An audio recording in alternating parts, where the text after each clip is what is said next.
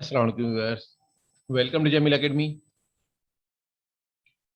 आज का lecture last lecture से कंटिन्यूटी में, लास्ट लेक्चर हमने डिस्कस किया था। लास्ट लेक्चर के अंदर financial ratios, introduction to financial ratios, financial ratios की कैलकुलेशन क्यों करते हैं, क्या रीजन है, उसके बारे में हमने डिस्कस किया था। तो आज का जो टॉपिक है वो रिलेटेड है प्रॉफिटेबिलिटी रेशियोज। टाइप्स ऑफ सब हेडिंग है फाइनेंशियल रेशियोज की। Profitability ratio lecture 1। Last lecture के अंदर हमने डिफरेंट टाइप्स ऑफ लेक्चर्स को डिस्कस किया था। Types of financial ratios, profitability ratios, liquidity ratios, solvency ratio, equity ratio, valuation ratio. आज के लेक्चर के अंदर हम डिस्कस करेंगे first of all profitability ratios. Let's move. Objective of today's lecture is purpose of profitability ratios. Purpose of profitability ratios. Next, types of profitability ratios and formulas and meaning of profitability ratios। Types कितने हैं और उनके formulas क्या है, उन formulas की meaning, उनके results से क्या मीनिंग निकल सकती है, क्या हम आइडेंटिफाई कर सकते हैं। First of all let's move. Purpose, क्यों कैलकुलेट करते हैं, नीड क्या है प्रॉफिटेबिलिटी रेशियोज कैलकुलेट करने की।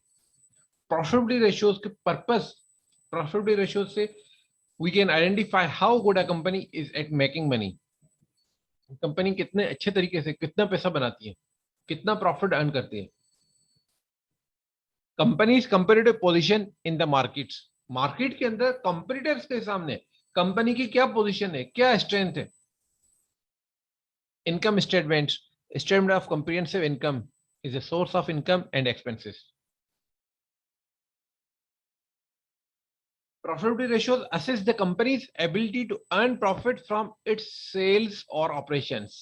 Profitability ratios से हम कंपनी की एबिलिटी को आइडेंटिफाई कर सकते हैं कि प्रॉफिट कितना, कंपनी कितने प्रॉफिट अर्न कर सकती है अपनी सेल्स से, अपने बिजनेस ऑपरेशन से। Profitability ratios indicate how efficiently a company generate profits and value for shareholders। अब यहाँ पे आपके पास दो वर्डिंग क्लियर आ रहे हैं। प्रॉफिटेबिलिटी रेशियोज इंडिकेट, क्या इंडिकेट करते हैं, एफिशिएंटली कंपनी कित प्रॉफिट जनरेट करती है और शेयर होल्डर्स को क्या इंपॉर्टेंस, क्या वैल्यू दे रही है, क्या रिटर्न दे रही है। इट मींस कि there are two basic things, efficiency of company profits and value for shareholders। so अब टाइप्स ऑफ शेयर्स के अंदर, टाइप्स ऑफ प्रॉफिटेबिलिटी रेशियोज के अंदर हम डिस्कस करेंगे। There are two types of ratio, profitability ratios. First of all return on sales, sales के ऊपर अब कितना रिटर्न आपको मिल रहा है, कितना प्रॉफिट अर्न कर रहे हैं। रिटर्न ऑन इन्वेस्टमेंट, जो ऑनर ने, जो इन्वेस्टर्स ने जो इन्वेस्टमेंट किया है उसके उसके ऊपर कितना उसको रिटर्न मिल रहा है, कितने परसेंट उसको रिटर्न मिल रहा है। रिटर्न ऑन सेल्स के अंदर there are three types of ratios: gross profit ratios, net profit ratios और net profit margin, expenses to sales ratios. Expenses को सेल्स से कंपेयर करें तो कितने परसेंट रेशियोज आ रहे हैं, क्या परसेंटेज आ रही है। नेट प्रॉफिट को अगर करें सेल से तो कितना प्रॉफिट, कितने परसेंट रेशियोज आ रहा है, कितना परसेंटेज आ रहा है। ग्रॉस प्रॉफिट को अगर करें तो ग्रॉस प्रॉफिट का कितने परसेंटेज आ रही है। रिटर्न ऑन इन्वेस्टमेंट, इन्वेस्टमेंट के ऊपर कितना रिटर्न है। रिटर्न ऑन एसेट्स क्या है, return on capital employed, return on equity. Assets के ऊपर कितना रिटर्न मिल रहा है, जो टोटल आपके एसेट्स है। रिटर्न ऑन कैपिटल एम्प्लॉयड, जो कैपिटल एम्प्लॉयड किया हुआ है उस पर कितना रिटर्न है। और इक्विटी पे, एक्चुअल कैपिटल पे, इक्विटी पे, ऑनर इक्विटी पे कितना रिटर्न मिल रहा है। ये बेसिक 6 रेशियोज हैं प्रॉफिट रेशियोज के अंदर। First of all return on sales.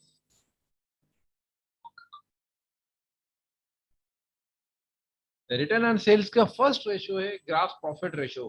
Gross profit ratio की वर्डिंग से अगर आप आइडेंटिफाई करें gross profit ratio, it means कि जो भी ग्रॉस प्रॉफिट आ रहा है उसका परसेंटेज कितने हैं सेल्स के हिसाब से। तो gross profit ratio is equal to gross profits divide by sales multiply by 100। Gross profit का जो एक्चुअल सेल्स का कितना परसेंट है उसको कैलकुलेट करने के लिए gross profit divide by sales multiply by 100। ये क्यों आइडेंटिफाई करते हैं? It shows a trading profit earn by company by sales of it and its compare to sales और सर्विसेज के कंपेयर में इसका ट्रेडिंग प्रॉफिट कितना है, बिजनेस ने कितना प्रॉफिट अर्न किया है, ये आइडेंटिफाई करने के लिए आप कैलकुलेट करते हैं grass profit ratios. Grass profit ratios में भी हायर प्राइस करेंगे तब भी ज्यादा होगा, या प्रोडक्शन कॉस्ट अगर ज्यादा होगा, कॉस्ट ऑफ गुड्स सोल्ड की वैल्यू कम होगी, तब भी आपके पास ग्रास प्रॉफिट रेशियो ज्यादा आएगा। हायर प्राइस अगर होगी तो वो हायर प्राइस क्यों होगी? क्योंकि हायर प्राइस आप पे करते हैं सुपीरियर क्वालिटी के लिए। लेट सपोज जो आप अगर मिनरल वाटर की बॉटल, नेस्ले की बॉटल 40 रुपीज की अगर स्मॉल बॉटल है, तो वही चीज आप नॉर्मल वाटर 10 रुपीज में। तो हायर प्राइस सिर्फ और सिर्फ सुपीरियर क्वालिटी की वजह से कंज्यूमर हायर प्राइस पे करता है। नेक्स्ट है सुपीरियर ब्रांड्स। नेस्ले का अपना एक ब्रांड बना हुआ है, इस ब्रांड की वजह से जिस तरीके से आईफोन, जिस तरीके से हुंडा, जिस तरीके से टोयोटा, जिस तरीके से सुजुकी अपनी ब्रांड की वजह से, अपनी क्वालिटी की वजह से हायर प्राइस चार्ज करते हैं। या एक्सक्लूसिव टेक्नोलॉजी, लेट सपोज कि भाई पाकिस्तान के अंदर 660 सीसी के अंदर सिर्फ और सिर्फ मैन्युफैक्चर होने वाली एक ही एचजीएस ऑटोमेटिक गियर सिस्टम गाड़ी है जो अल्टो है। अब सिर्फ और सिर्फ इस सिंगल एक्सक्लूसिव टेक्नोलॉजी की वजह से हायर प्राइस सुजुकी चार्ज कर सकते हैं। तो कोई भी रीजन हो सकता है, किसी भी रीजन की वजह से higher price, superior quality, quality की वजह से हायर प्राइस आप रख सकते हैं किसी ब्रांड के ऊपर, या पर्टिकुलर टेक्नोलॉजी कोई और कंप्यूटर नहीं है तो जो प्राइस आप रखेंगे वो हायर प्राइस हो। जिस प्राइस पे भी आप रखेंगे तो वो कंज्यूमर मजबूरी में भी परचेज करेगा। या कॉस्ट ऑफ सेल्स अगर लोअर हो, इट मीन से प्रोडक्शन स्केल्स, अगर आप ह्यूज प्रोडक्शन करते हैं तो आपके पास जो कॉस्ट ऑफ प्रोडक्शन है वो लो हो जाती है। तो इस तरीके से भी आपके पास जीपी रेशियो पे इंक्रीज हो सकता है। नेक्स्ट रेशियो है आपका net profit ratio. Net profit ratio is equal to net profit divide by sales multiply by 100। It indicates the net profit earned after meeting operating expenses. This profit is attributable to ordinary shareholders or owners. ये वो profit है जो सब expenses meet करने के बाद आपको organisation के ऑनर्स के लिए, शेयर होल्डर्स के लिए कितना प्रॉफिट बच रहा है, जो उनके पास शेयर होगा उनको डिस्ट्रीब्यूट होगा। It gives overall picture of business profits after deduction operating and non operating expenses। जो भी एक्सपेंसेस हैं, ऑपरेटिंग एक्सपेंसेस हैं या नॉन ऑपरेटिंग एक्सपेंसेस, सब डिडक्ट करने के बाद जो भी प्रॉफिट आपके पास बच रहा है, this is called net profit. और वो परसेंटेज आपको आइडेंटिफाई करेगा कितने परसेंट आपको ऑर्डिनरी शेयर के लिए सेव हो रहा है। थर्ड नंबर शेयर से expenses to sales.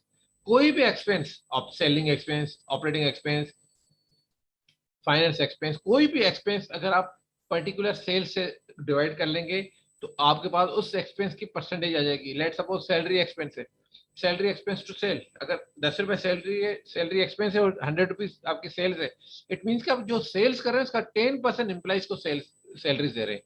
It compares expenses with particular expenses और year to year valuation. Last year हमारा सैलरीज एक्सपेंस इतना था, करंट ईयर में कितने परसेंट हो गया सेल्स का, जितनी अगर एक्सपेंस इंक्रीज हुआ क्या उतना परसेंट हमारे सेल्स भी इंक्रीज हुई।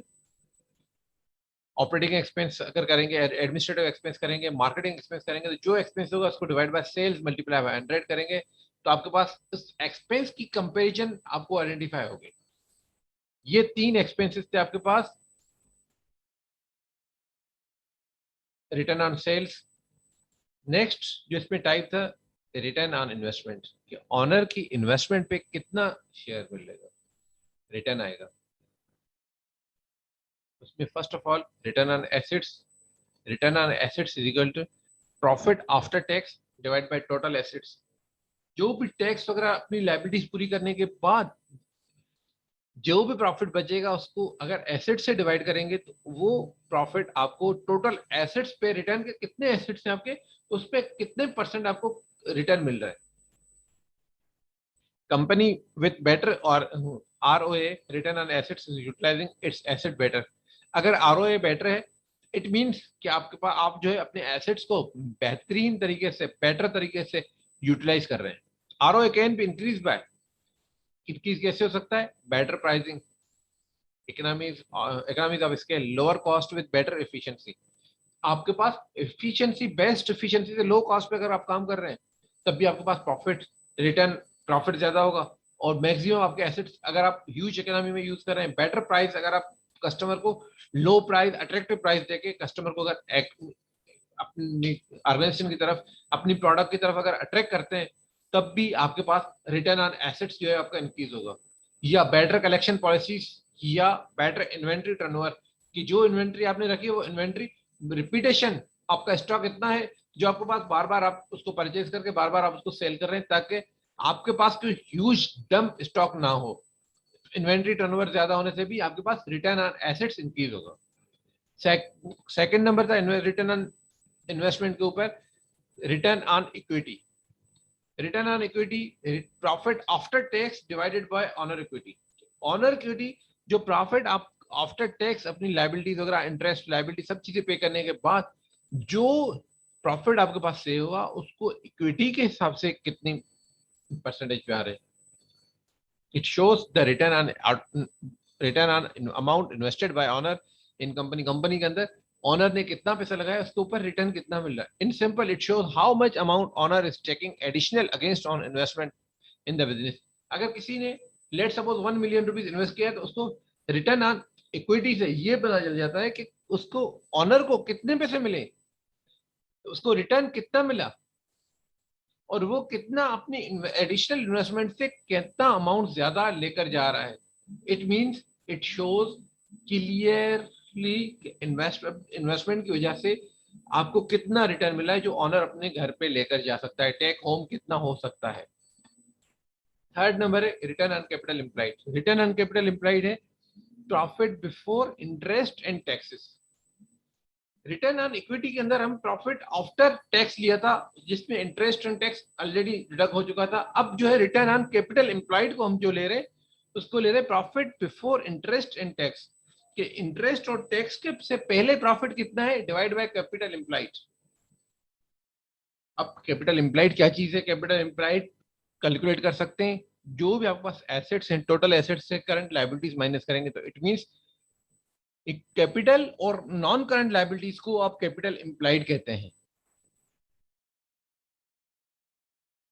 It shows the return on total amount invested in assets through long-term sources, means equity and non-current liabilities. ये आपके पास आइडेंटिफाई करता है कि आपके पास return total long term liabilities, जिससे आपने कोई डिविडेंड, कोई बैंक लोन वगैरह, जो भी लॉन्ग टर्म लोन दिए, उनके बदले और एसेट्स के बदले आपको रिटर्न कितना मिल रहा है।